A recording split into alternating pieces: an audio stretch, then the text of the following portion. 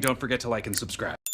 So once again, we see our unit kind of relying on and finding this incredible unity that saves the day. It's great to see it pay off in such a spectacular way, although very quickly it kind of turns against them.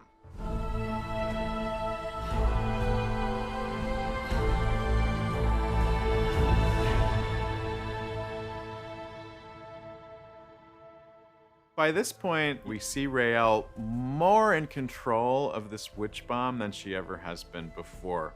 It proves not to be enough to get the final job done, but at the same time, it's an evolution in Raelle's ability to control this thing.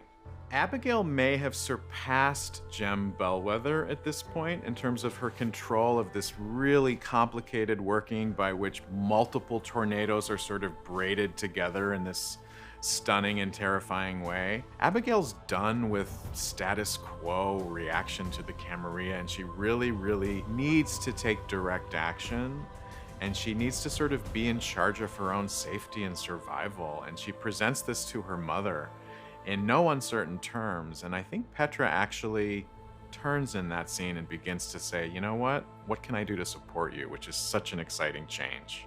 Ending the season, Abigail has come back into her full Bellwether self. She's finally able to do the Gem Bellwether working with her own capability. I feel like she brought a layer of herself into it, and the only thing she was missing the whole season is, believing in herself, and she got that confidence back.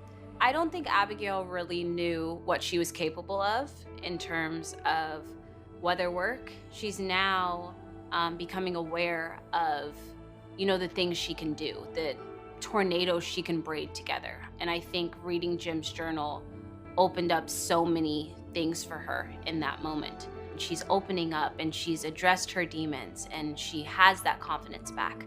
So I think it's gonna be a cool road from here. Tally was really instrumental in taking Alder down, and we even see her express some doubt and regret about what she's done. But I think Tally knows in her heart that this change had to happen. The journey has come full circle. And I think Tally, through this entire 2 seasons, has really been so focused on change and liberating the truth that she didn't stop to consider the cost of that change actually coming about. And it really does beg the question, now what? It reminds me of what Nicta says just prior to getting onto the bus, and she's like, this is what you wanted, remember? And Tally's like, what, death, destruction, the collapse of everything we know? And Nicta's like, revolution. I think for all witches, and this is army witches and spree witches and dodger witches, I think the issue now is that there are these people that are trying to end us. And they're very organized and funded, and they have incredible weaponry. So I think that is at the forefront of everybody's mind right now, kind of across the board, across witchhood itself. We might have had our petty squabbles throughout history, but let's deal with the people that are trying to wipe us out. Is she the source? Penelope. In Tally, we see her incredible sight helping out once again. It's through this sight that Tally is able to find the source of the witch plague, which in this case is adorable Penelope. Our unit makes the impossible, terrible, tragic, but correct decision to take her out in order to save the rest of the base. I believe Tally has always found it easier in some ways to sacrifice her life for the life of another or for the life of thousands.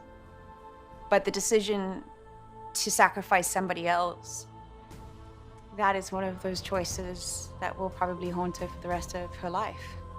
It's a tough decision to make, but it's a necessary one.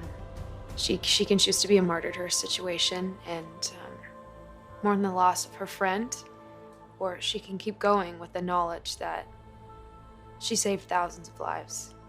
I think she's just really still having to come to terms with how to do that, how to carry that burden. And that's probably something that Alder could have taught her. but alas, she's now gonna have to figure it out by herself. And maybe Nictor will, be her next mentor. Somebody who's made some really hard choices and who's managed to still sleep at night. The Camarilla have really never been stronger. They are a half an inch away from the President of the United States. They have infiltrated law enforcement, local government. They have a movement that they hide behind to stir up hatred against witches. They're doing really well. Silver's messed up. You can think of what he did in sacrificing Penelope and allowing the Camarilla to use Penelope's body as the source of the plague. You can think of it as the ultimate gang initiation. And in that spooky scene in the airplane, we see Hearst acknowledging what Silver has done and promising what they will do in return for him. They're going to be a formidable foe next year, but you should also worry for them a little bit too. I'll be paying a visit to Abigail and her little friend from the Tarim before the night is over. The union of earth and sky must be prevented at all costs. So we know that the Camarilla is very interested in Abigail's family. We know that they are very interested in Adil's people. We know that Abigail is very good at weather work, sky, right? And we know that Adil is very good at earthwork. And so whatever's going to happen when that union is sort of fully operational, the Camarilla wants desperately to avoid. So we know from season 1 that Alder's very health and vitality are connected to Fort Salem in ways that are magical and deep. And so when Alder steps down, when she takes down, she takes her bars off and she is later attacked, we see Fort Salem more vulnerable than it ever has been. Meanwhile, other military bases across the world were attacked in the same way with witch plagues. So it's the first volley in a very, very terrible war. I don't understand how she's holding on. She's too stubborn to die. Alder is literally kind of a molecule away from dying. She's just on the edge. And she knows, and she makes the request, she wants to be put into the mausoleum as her final resting place. Shooting the scene where we push Alder or Lynn into the mausoleum it was very emotional. It was tough. We were very nervous to play that scene, but I think when we all got together on the day and the first AD before shooting that scene went, guys, this is the last scene of the season, we all just went, we were crying. It was beautiful, but it was hard. It was painful because we don't want to leave each other. We have this whole family. We were sobbing in between takes because it's such an emotional scene, and then it was at the end of the season, and it's been such a challenging and beautiful and intense journey this season. So we were a hot mess. We wanted to do the scene justice and to have Alder's send-off be as glorious as she is as a character. She's a force. For this woman who is almost goddess-like in her power to be brought down to that moment of mortality is so sort of humbling and moving. The first time I found out about the ending of this season was when the writers called me, all the writers who have written this season, and they talk you through episode per episode and give you a glance into what is going to happen with your character. And we were going through 1, 2, 3, 4, making our way to 10. And I remember Eliot saying, kind of like jokingly, he goes, so now we get to 10 and you die. And when he said that, I literally fell off my chair. But then, of course, they explained to me deeper what that would be. And for me, it's a rebirth. It's almost Alder becoming full. So I never saw it as an ending, more of Alder's completion and becoming one with nature, with that mycelium. She's going to get stronger because we find her in a healing process. Now, what that will mean and which form that will take on, we don't know. There's ideas about that, but I think we are left with the idea and the hope that that entity is not fully gone. I have this image in my mind that she does come back. I don't know. I don't know. I have many ideas, but I don't know. What do I hope for Tali? Oh, that chapter 3 be hopefully a return to joy. And that she, as Alder said, that she may not, you know, may she not forget that she is only human.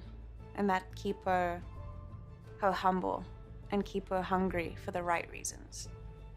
What I hope is coming next. I mean, realistically, they're on the run, so maybe a fun disguise. Maybe they can hide somewhere warm. Cuba? Eliot? I hope that they take out the Camarilla and Rael and Scylla live on a little witch farm with a million little witch babies and they own pet ducks. I hope Abigail is the change that she wants to see in the world. Going through so many of these life lessons, she has a new perspective. And I feel like she wants to be the change, and she wants to make a change, and she wants to make the world right. I know she's going to try and be that leader and encourage people to be the change in the world as well.